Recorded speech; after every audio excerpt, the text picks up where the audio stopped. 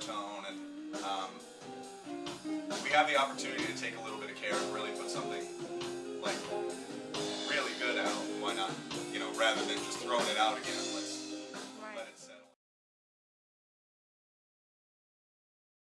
The crackhead who stormed into our room in Florida. Meth head. No, Meth. Oh, Stop it. Really? yeah. Yeah, we had to like get security. Well, we went on tour with with Andrew's other band, Cousin Sleaze. Okay. Is this insane, heavy, awesome band. We didn't know the meth head. Just wandered into our room. That was a low light. This is where the party is. So we there were 7 of us, and we spent a lot of the nights in overnight drives. Very rarely got to stay in beds, but one of these nights we stayed in a hotel.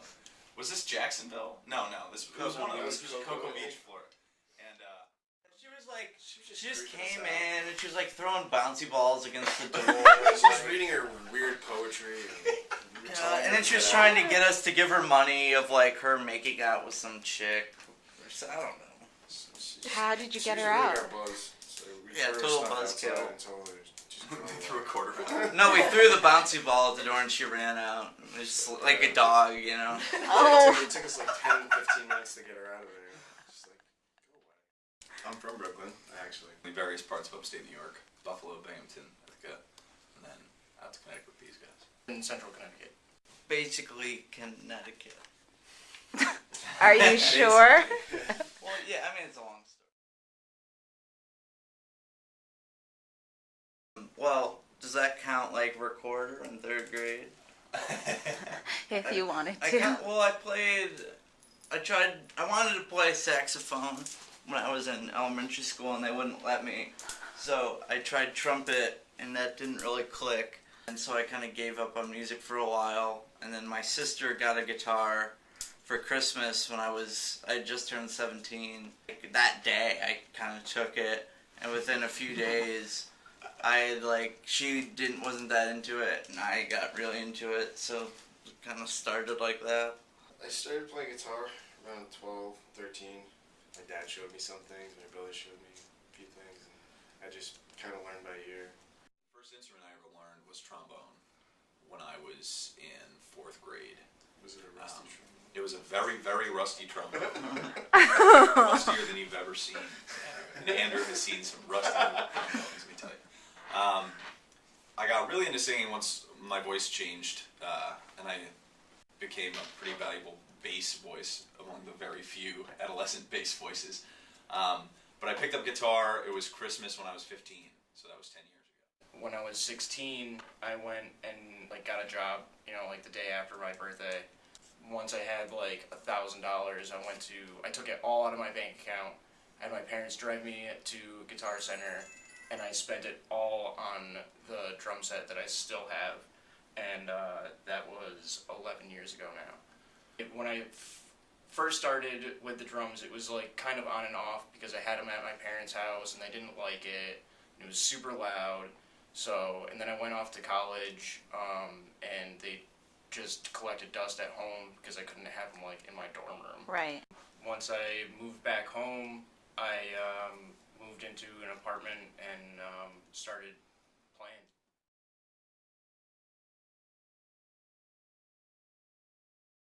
Definitely a lot of old, blues and jazz and classic rock people.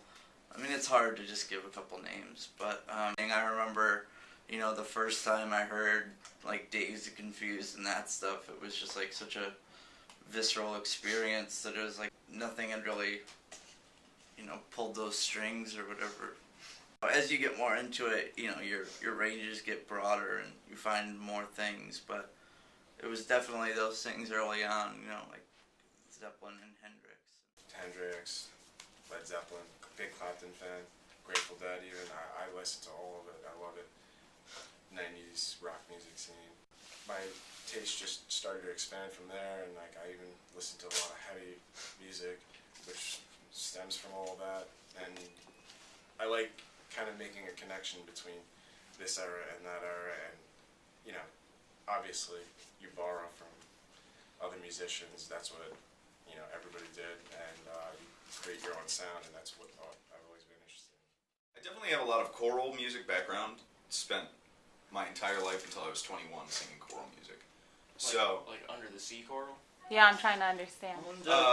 Like anything from like Mozart, like choral, big choral pieces. Sang a lot of choirs. My dad was a big folkie. He listened to a lot of folk music from the '60s. So I was raised on a lot of Dylan and Joni Mitchell and Neil Young and King singers and stuff like that. I remember when I was in 7th grade accidentally trading a Bloodhound Gang tape for the Led Zeppelin BBC sessions. Accidentally. And I didn't know what I was getting into. It was this tape, and it was a live concert of Zeppelin from 1970. And just from the first note, which was Immigrant Song, I was just like, what the hell is this? So definitely, as with the other guys, Zeppelin was like kind of the godfather of it. I recently took over lead vocals in the last 7 months or so, and I've really had to kind of try to figure out a way to sing that way rather than sing as a choral musician. And in particular, Lane Staley from Alice in Chains is like a big, like...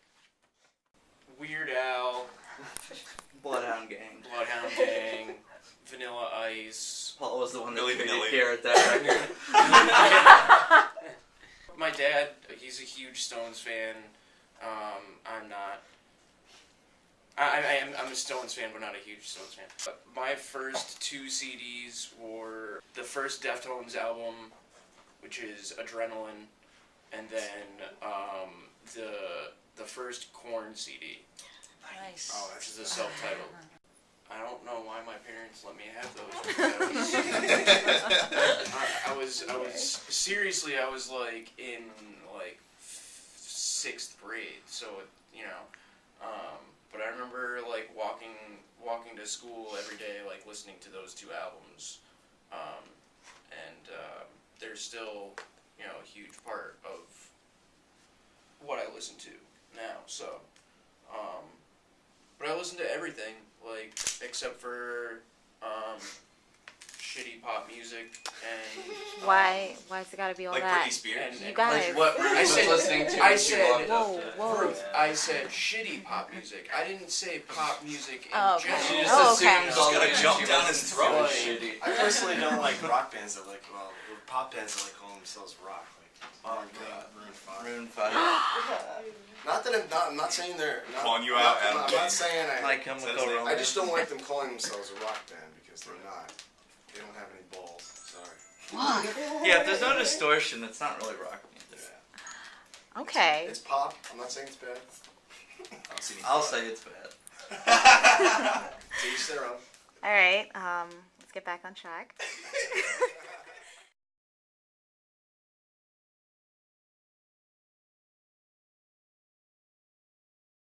John and I knew each other in high school, and Paul and I ran back into John like at the bank or something in town, and he was moving back to Hartford and needed somewhere to live, so we moved in together. John and Paul and I had played in a band a few years prior, like over the summer while people were back, so I was like, John, you want to do this? And he was in. So I called Paul, and then Paul was there, and Yep. we looked for a bass player for a while. And we were like starting this whole thing, looking for members, and we met him through John. He came down and pretty much became part of the group right away. Like he was a bro, Told him he had to leave. total bro. He had to leave his homeland. Yeah. When we first started, we played a stint of 7 months of shows without a bass player. Was it that many? We did 1 or 2 here and there with Alec, that TV thing, and then he came up for one other, but up until the end of June of that year, and we started playing in January. So yeah, 6 or 7 months without a bass player. Without a bass We did 4 or 5 shows though. It wasn't that many, was it? I don't remember.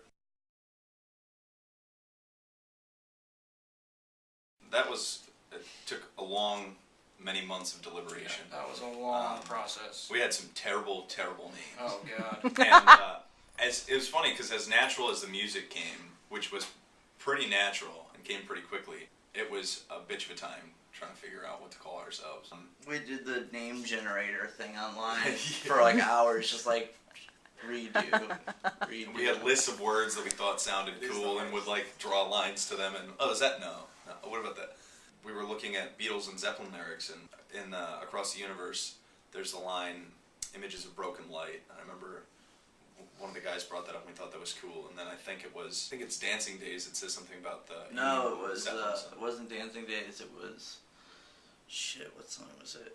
Houses of the Holy. House of the Holy, The Evening Glow, or something like that, and just had Broken Glow. And then we said, well, we'll stick with that until we come up with something better. And then we recorded a CD and started playing shows. And I liked it. I like it too.